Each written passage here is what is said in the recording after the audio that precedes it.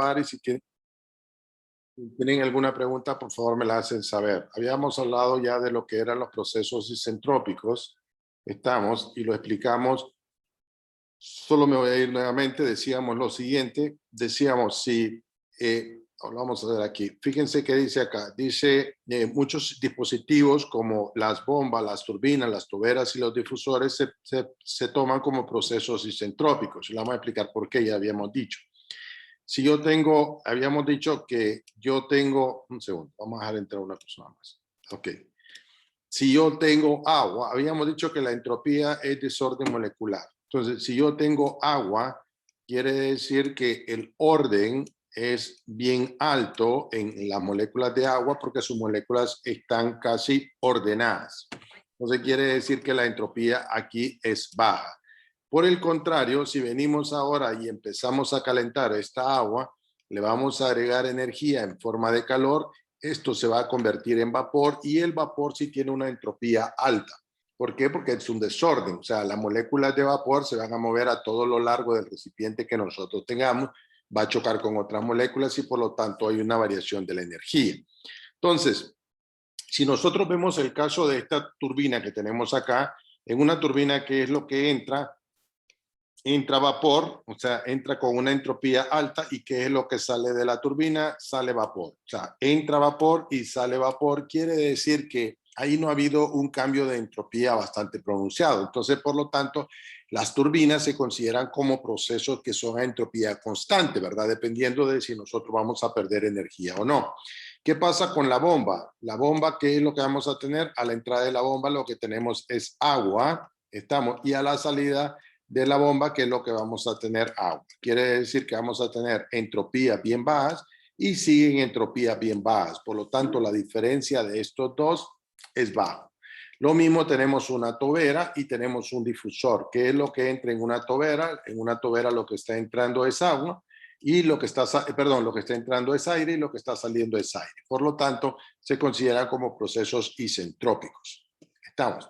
Ahora, dicho eso, dice, es importante, acuérdense, esto lo habíamos dicho, que los procesos que son adiabáticos reversibles son isentrópicos. ¿Qué significa adiabático? Significa que no hay cambio con el medio ambiente. Dicho de otra manera, supónganse que ustedes vienen y supónganse que nosotros venimos y tenemos la mesa en nuestro comedor y pasamos el dedo desde el punto A al punto 2, del punto 1 al punto 2. Si pasamos nuestro dedo sobre la mesa, lo que vamos a sentir es calor. ¿Estamos? Pero cuando pasemos del punto 1 y lleguemos al punto 2 y retiramos nuestro dedo sigue a la misma temperatura de nuestro cuerpo. ¿Por qué? Porque el excedente de temperatura ha pasado al medio ambiente. Si ese excedente de temperatura pasa al medio ambiente, ya no es un proceso adiabático. Para que sea un proceso adiabático, no podemos agregar energía al medio ambiente.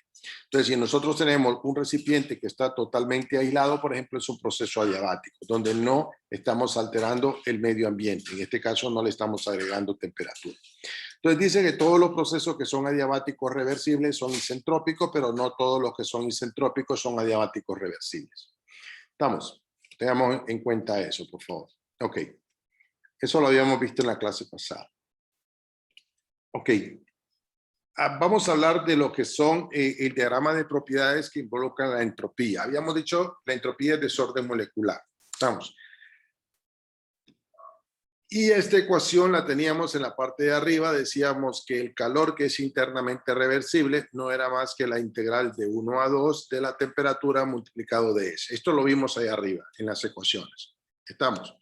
Entonces, vinieron ellos y grafican este proceso que nosotros tenemos y llegan a esta conclusión que nosotros vamos a tener aquí. Dice que cuando los procesos son internamente, los calores son internamente reversibles, lo único que vamos a tener es la temperatura multiplicado por ds. Estamos, que es la entropía. O sea, si me piden encontrar el calor que se está generando, si tuviéramos una caldera, una turbina, por decir algo, y nos piden el calor que se genera internamente en la turbina para un proceso reversible, lo único que sacaríamos es la diferencia de entropía, y acuérdense que como la entropía es una propiedad, quiere decir que solo tendríamos que ver la entropía de entrada y la entropía de salida, y eso nos permitiría encontrar el calor del sistema.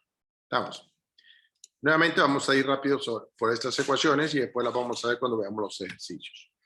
En los procesos que son isotérmicos es más sencillo resolver esta ecuación. ¿Por qué? Porque la temperatura es constante. Si la temperatura es constante, la sacamos al lado de la ecuación y por lo tanto lo único que tenemos que el calor es la temperatura que vamos a tener multiplicado por la diferencia de entropías. Ahora, fíjense que todo queda, por decir algo. Miren, cuando nosotros encontrábamos el calor, vimos que el calor se puede encontrar de dos maneras. Podíamos encontrarlo con la diferencia de entalpías y eso lo hicimos en el capítulo 2. Si hacíamos la diferencia de entalpías, van a ver que en la tabla que nosotros tenemos de entalpía, las unidades de esto son kilojoules sobre kilogramos. ¿Estamos? Si lo vemos ahí abajo en la tabla. ¿Qué pasa con la entropía? La entropía son kilojoules sobre kilogramos multiplicado Kelvin. ¿Estamos? Por eso es que se multiplica por la temperatura en grados Kelvin para cancelar esto y tener unidades de potencia, de energía. ¿Estamos? Entonces, nuevamente, lo único que tienen que recordar es que el calor internamente reversible es igual a TS, a T sub 0, multiplicado la diferencia de entalpías. ¿Cuál es la diferencia de entalpías? El punto 1 y el punto 2. Todo eso lo vamos a ver cuando veamos los ejercicios. Ok, esto no lo vamos a entrar a ver. Esto, solo vamos a ver la constante de Boltzmann, que realmente lo que quiere decir esto es lo siguiente. Si nosotros tenemos líquido, yo les decía, si nosotros tenemos un líquido, por decir aquí, confinado, nosotros podemos saber cuál va a ser el comportamiento de esta molécula. ¿Por qué? Porque esa molécula no se va a mover para fluidos que son incompresibles, no se va a mover. Ahora, ¿qué pasa cuando tenemos un gas? Supónganse que vengo yo, le agarro yo y les digo yo, mire, vamos a tener un gas acá y vamos a tener un gas comprimido. Vamos a tener un gas comprimido. Y quito ahora ¿cómo se llama? Algo que tenemos ahí para que este gas no se expanda. Y luego este gas se expande. Al expandirse, esta molécula choca con este lado de aquí, se mueve en este punto de acá, se mueve este punto y así sucesivamente. Entonces nosotros no podemos hacer un análisis de cada una de las moléculas que nosotros vamos a tener en un sistema cuando tenemos un vapor. Y por eso ellos utilizan lo que se llama la probabilidad termodinámica y que la relación de Boltzmann, que es que la entropía va a ser igual a K, que es esa constante que vamos a tener aquí, multiplicado el logaritmo de la presión que nosotros vamos a tener. Pero esto realmente solamente si vamos al punto de vista estadístico. Dice, cualquier proceso que no produzca una entropía neta es reversible. Lógico. Si algo no produce desorden, estamos que es un proceso reversible. Dicho de otra manera, si ustedes vienen y lo que les decía yo, si ustedes no se mueven a lo largo de esta variable sin provocar ningún tipo de entropía o desorden molecular, ese proceso es reversible. Entonces, entre más entropía hay, menos reversible es o más irreversible es el proceso. Ok. Por lo tanto, dice, en el caso del proceso descrito antes, puede invertirse bajando los... aquí está diciendo, Samuel. Esto es lo que está demostrando solamente que la entropía va en función del desorden molecular que nosotros vamos a tener. Vamos, eso es lo que quiere decir. No nos vamos a meter a tanto ver todo esto que tenemos aquí. La entropía en la vida, lo que está diciendo, los procesos que tienen entropía alta, son procesos que no son reversibles. Ahora, aquí sí podamos leer ojo a esto, por favor, que estas son relaciones que vamos a estar utilizando. La relación TdS, que es el calor. A ustedes se les va a pedir en los ejercicios que encuentren, ¿verdad? En una turbina, en una caldera, se les va a pedir que encuentren el calor que es internamente reversible, o se les va a pedir, por ejemplo, el trabajo en una turbina. Entonces van a venir a ustedes, les van a dar un ciclo de potencia y le va a decir, mire, nosotros queremos producir o tener energía eléctrica. Entonces queremos saber cuánto es la energía eléctrica que se produce, entonces les van a pedir encontrar el trabajo. ¿Y cómo se produce ese trabajo? A partir, por ejemplo, de una caldera, que nosotros tenemos caldera y pasamos vapor y eso se sobrecalienta y hace que mueva esto. Entonces, estas dos relaciones se van a pedir bastante. Y esta ya la habíamos visto en la parte de arriba del segundo parcial. donde decíamos que la integral cíclica, perdón, del calor interno menos la integral del trabajo interno era igual al cambio de energía interna. ¿Estamos? Ahora, en lo que vimos arriba en la ecuación, ya habíamos visto esta fórmula, que decía que Q no era que ds, o decíamos lo siguiente, decíamos que ds era igual a delta Q dividido T. Estamos, eso ya lo habíamos visto en la parte de arriba. Entonces, si me piden encontrar el calor que nosotros tenemos, solo multiplicamos esto por el ds y nos da el calor que nosotros vamos a necesitar.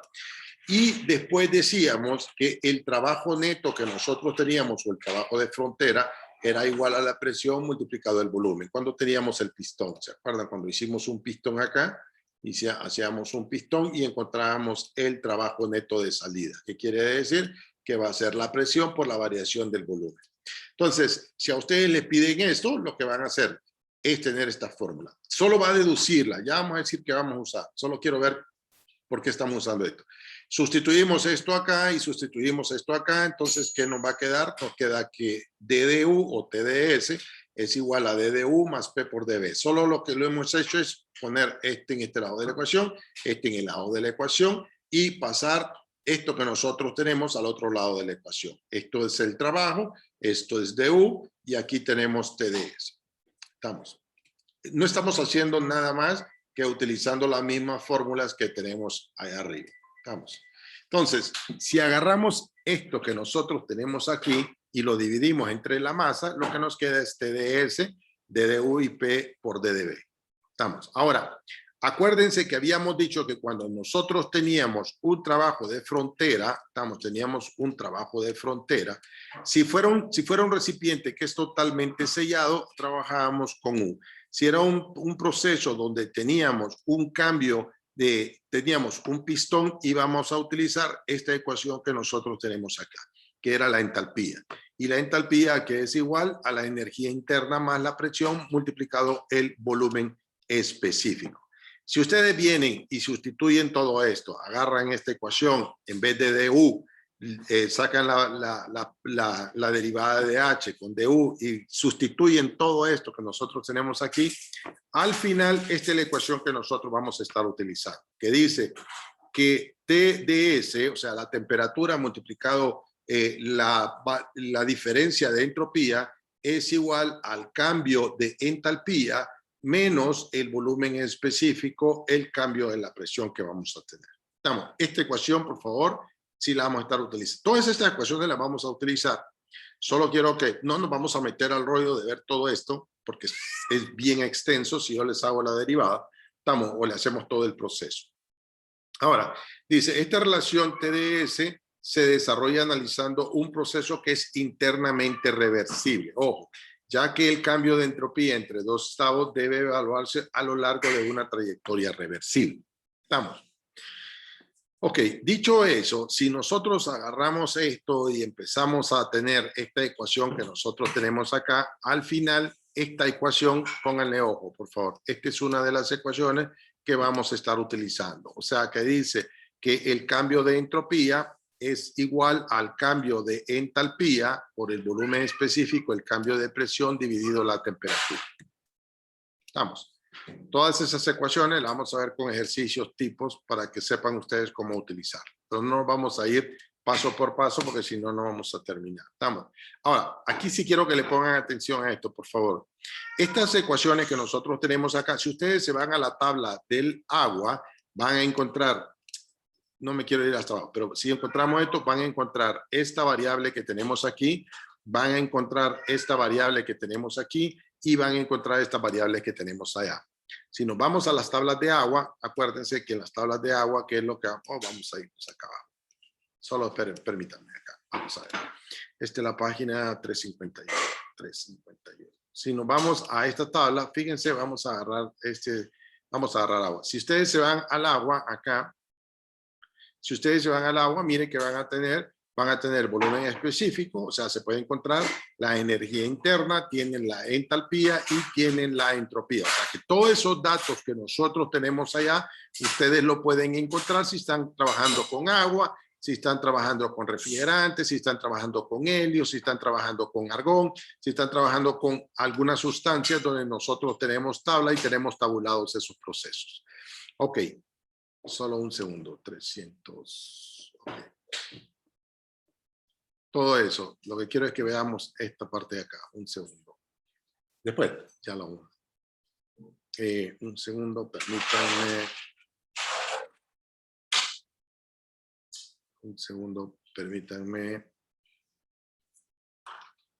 Ok, teníamos esto de acá. Estamos, esta ecuación que teníamos acá. O sea, esto sale de tabla, esto va a tener en tabla, esto va a tener en tabla, la presión me la van a dar y de repente la temperatura. Ahora, ¿qué pasa si nosotros venimos y tenemos un gas ideal? Si tenemos un gas ideal, ya no podemos encontrar este valor en tabla, ni vamos a encontrar este valor en tabla. Entonces, ¿qué significa? Que si tenemos un gas ideal, vamos a usar, en vez de DDU, vamos a usar esto que tenemos, que es el calor específico a volumen constante, la derivada de T, y si tenemos la entalpía, vamos a usar el calor específico a presión constante, la derivada de T. O sea que ya no vamos a poder encontrar este valor en la tabla, ni vamos a poder encontrar este valor en la tabla. Por lo tanto, si tenemos un gas ideal, vamos a sustituir este DDU y este DDH por estas ecuaciones. Y acordemos que ¿por qué DDU? Es por volumen constante, porque este es un recipiente cerrado. Y DDH estamos utilizando cuando tenemos un pistón.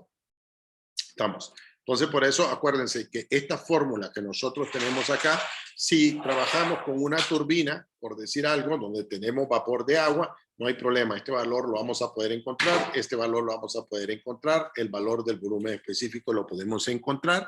No hay ningún problema. Pero si estamos trabajando con gases ideales, vamos a tener que sustituir por estas variables que nosotros tenemos acá, que es lo que va a sacar ahora, ¿verdad?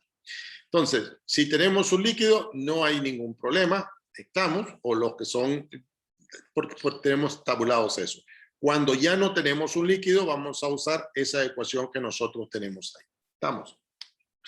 Y dice lo siguiente, cuando los fluidos que nosotros vamos a tener, vamos a utilizar esta ecuación que nosotros tenemos para encontrar la diferencia de entropía. Estamos. Y dice donde el calor específico promedio, que ustedes ya lo tienen, hay una tabla en la parte de abajo, es de la sustancia a lo largo de un intervalo de una temperatura dada.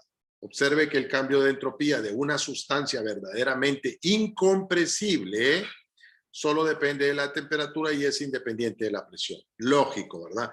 Si nosotros tenemos agua y lo comprimimos, o sea, no va a haber una diferencia de presión. Si usted tiene agua y lo empieza a comprimir, siempre va a seguir en lo mismo porque no puede comprimir el agua.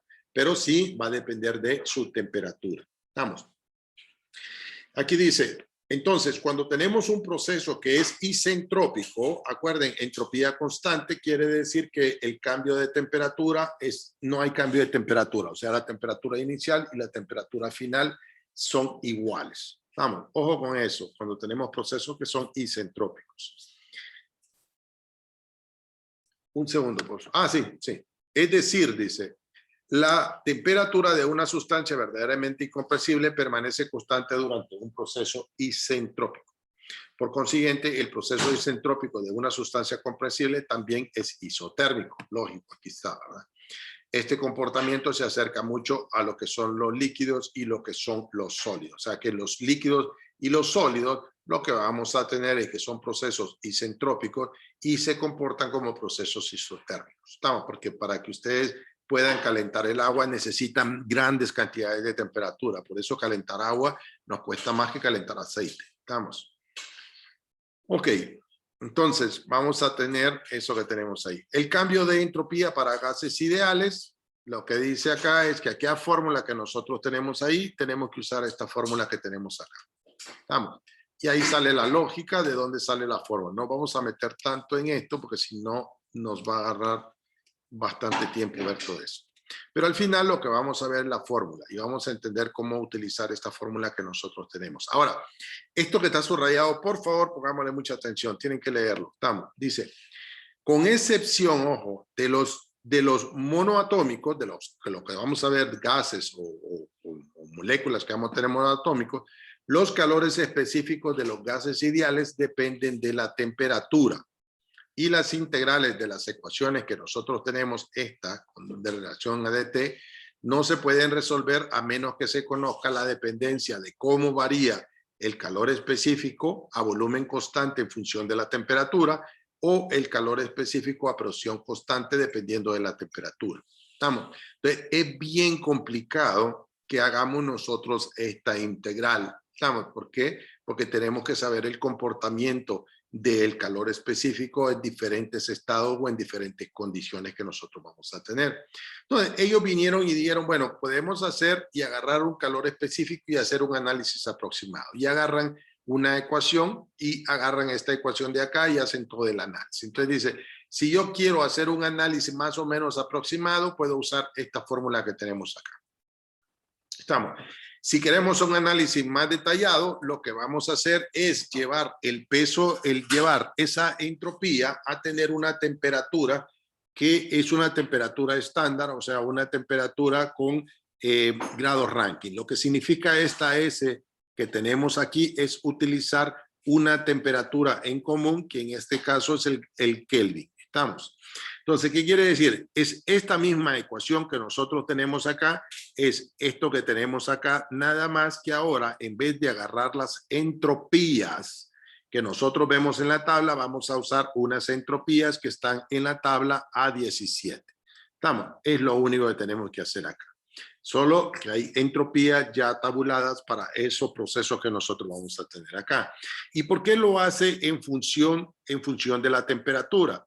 Hay un gráfico, si ustedes se miran, o sea, si ustedes analizan este gas, por decir algo, cómo se comporta un gas ideal a esta presión y un gas ideal a esta presión, van a ver que hay unas diferencias bastante grandes. Ahora, ¿qué pasa con ese proceso que nosotros tenemos allá? Todas estas van a converger en algún punto donde nosotros vamos a tener una entropía que se mantiene casi constante. Y eso va a ser cuando tengamos una temperatura en grados Kelvin. Por eso es que sencillamente lo que nos está diciendo es que si queremos una variable más aproximada y exacta, vamos a tener que usar esta tabla A17. Ok, los procesos isotérmicos y isentrópicos, ya teníamos los procesos isentrópicos para los líquidos. Ahora, ¿qué pasa cuando los procesos son isentrópicos para los gases ideales? ¿Qué vamos a hacer? Vamos a usar estas ecuaciones. Las vamos a ver abajo. No la vamos a empezar a hacer el análisis de esta, hacer la integral y ver cada una de estas constantes. Lo único que vamos a agarrar estas variables que son para gases ideales, esto que nosotros tenemos para un gas ideal y un gas ideal, y vamos a ver cuál es el comportamiento de lo mismo. Vamos a ver abajo cuando veamos el análisis de las ecuaciones. Lo que sí les sugeriría es que lo vean. Tienen que ver esto que nosotros tenemos aquí. Tienen que leerlo, por lo menos. Si no, no vamos a avanzar. Pero estas ecuaciones las vamos a ver con los ejercicios. Van a saber cuál es el valor de la K que nosotros vamos a tener y cuál es la relación de las presiones. Por eso es que si ustedes se fijan, aquí es una relación. Porque es presión y presión es una relación. Volumen y volumen es una relación. ¿Qué quiere decir? Vamos a relacionar cómo es la entropía cuando tenemos procesos constantes y tenemos un gas ideal. Y luego tenemos nuevamente los calores específicos para los gases ideales. Para los gases vamos a trabajar con el cambio de entropía, esta que nosotros tenemos acá. Todo esto lo vamos a ver con ejercicios. Por ejemplo, esto de la presión relativa, lo vamos a ver ahí. Necesito que lo vean y lo analicen y se lo estudien. Porque sí tienen que leerlo. Es bastante esto que nosotros tenemos acá. Ok. Aquí es donde les van a pedir a ustedes los ejercicios. Estos son los ejercicios claves que casi siempre se piden en termo 1 y en termo 2, donde se les va a pedir, por ejemplo, encuéntreme el trabajo que realiza un compresor, el compresor de su casa, por decir algo, o un compresor en un lugar donde se reparan llantas. O podemos decir, encuentre el calor o la potencia que vamos a tener en una turbina. Entonces, eso aquí sí ya estamos hablando en materia de lo que realmente nos van a pedir que analicemos. Ok, cuando nosotros hablamos de un compresor, ¿qué es? Fíjense, si ustedes tienen acá un compresor, como su nombre lo dice, lo que vamos a tener es un pistón, por decir algo. Tenemos un gas acá, tenemos aire, comprimimos esto de acá y como su nombre dice, vamos a comprimir el gas. ¿Qué quiere decir? que lo que vamos a tener es un trabajo. ¿Y ese trabajo cuál es? El trabajo de frontera. ¿Se acuerdan que hablamos del trabajo de frontera? Y el trabajo de frontera que le hicimos allá era la presión multiplicado el DDB que tenemos acá. Entonces vamos a hablar de trabajo de frontera, un compresor, una turbina, vamos a hablar que estamos teniendo un trabajo y ese es el que nos van a pedir, ese trabajo de frontera. Ahora, si ustedes se miran en este compresor, ¿qué es lo que pasa? Para que, vamos a ver si ustedes tienen una turbina. Si ustedes tienen una turbina de gas, estamos, si ustedes tienen una turbina de gas, si ustedes tienen una turbina de gas acá, y van a tener una caldera. La caldera lo que hace es genera vapor. Este vapor pasa a través de la tubería y llega a la turbina. Y esa turbina, ¿verdad? Va conectada a un generador y tenemos energía eléctrica en nuestra casa. Quiere decir que a partir del calor que se está generando en la caldera, nosotros estamos teniendo una potencia y esa potencia nos está entregando una energía eléctrica. Entonces, lo que se nos va a pedir a nosotros es encontrar el trabajo del compresor, de la caldera, de la bomba y lo que nosotros vamos a tener. Ahora, ¿cómo voy a encontrar ese calor? Ese trabajo lo voy a encontrar de la siguiente manera. En primer lugar, vamos a tener un calor que es reversible. Estamos, lógico. La caldera, yo no puedo tener una turbina acá sin que se produzca vapor. ¿Quién me produce el vapor? Me lo produce la caldera. Entonces, ese trabajo va a depender del calor que se genere en la caldera. Ok, ¿de qué más depende? Depende del trabajo que yo tenga en la frontera. ¿Estamos? Depende de la energía cinética que se está moviendo en la turbina y depende de la energía potencial. Entonces, en la turbina, ¿qué se nos va a pedir? Cuando se nos pide encontrar el trabajo, se nos va a pedir que encontremos cada uno de estos elementos cada uno de estos los miembros de los términos de la ecuación para poder encontrar la potencia. Entonces, si nosotros agarramos las ecuaciones arriba, y empezamos a sustituir, donde acuérdense que dq era igual a esto, que el trabajo de frontera, que era igual a esto que nosotros tenemos acá. Si agarramos todo eso y sustituimos, lo que llegamos es a esta ecuación que ustedes ya la tuvieron que haber utilizado en mecánica de fluidos, que es la ecuación de Bernoulli. En Bernoulli lo que dice esto es la energía cinética, esta es la energía potencial y esto que vamos a tener ahí es la energía de presión. Entonces, todo eso que nosotros llegamos para encontrar la ecuación de Bernoulli. Y esa ecuación de Bernoulli lo que nos dice es que en una turbina lo que vamos a tener es energía potencial, tenemos energía cinética y vamos a tener una energía de presión. Y eso tuvieron que haberlo visto cuando les explicaban a ustedes el uso de la ecuación de Bernoulli. Ahora, en las turbinas vamos a ver que, por ejemplo, la energía potencial es bien baja. La energía cinética solo me ayuda a que la presión sea mayor. Pero es una pérdida de energía. Entonces, el trabajo que nosotros vamos a tener, reversible en este caso, es el cambio de presión que vamos a tener en esos dos puntos, el cambio de energía cinética y el cambio de energía potencial. En muchos ejercicios o en muchos libros, esto no lo toman en cuenta porque es bien bajo. Esto que tenemos acá no se toma porque es bien bajo y lo único que vamos a tomar es el cambio de energía de presión, porque ahí sí vamos a tener bastante energía. Y nuevamente esto es la ecuación de Bernoulli. Entonces dice, ojo con esto, cuando más grande es el volumen específico, lógico, acá que vamos a tener, más grande es el trabajo reversible producido o consumido por el dispositivo en un flujo estacionario. Lógico, este valor me va a incrementar esto y me va a hacer el trabajo reversible más grande. O sea, ¿qué quiere decir? Que si yo tengo mayor cantidad de volumen, voy a tener mayor cantidad de trabajo y por ende el trabajo reversible va a ser mayor. Lógico. Entre más masa esté pasando por este lado de acá, o el flujo másico esté pasando por allá, más trabajo reversible voy a tener. Y eso que nosotros tenemos acá, eso que tenemos allá, es todo esto que nosotros tenemos, la ecuación de ver, sumar, repartir y entregar esto, es para llegar a esta conclusión. El trabajo que es reversible es mayor o igual al trabajo que es reversible, que es real, perdón. Lógico, ¿verdad? Si algo es reversible, quiere decir que no pierdo energía. Vamos a ver, si este proceso es reversible, ¿qué va a pasar? Que es un proceso que es adiabático. Estamos adiabático. Y si es adiabático, significa que no hay transferencia de calor al medio ambiente. Y si no hay transferencia de calor al medio ambiente, quiere decir que toda la energía que yo produje la pasé a este lado de acá. Si el proceso no es adiabático, ¿qué quiere decir? Que parte de la energía que yo tenía acá se perdió. Lo que decíamos del motor de su carro. Si usted enciende el carro y toca el motor un minuto después, lo va a sentir súper caliente. ¿Por qué? Porque estamos enviando mucho calor al medio ambiente. Y eso ya es un proceso real y por lo tanto, como ese proceso es real, es menor que un proceso que es reversible. Entonces, por lo tanto, acuérdense que los procesos reversibles siempre van a ser mayores que los procesos irreversibles. ¿Estamos?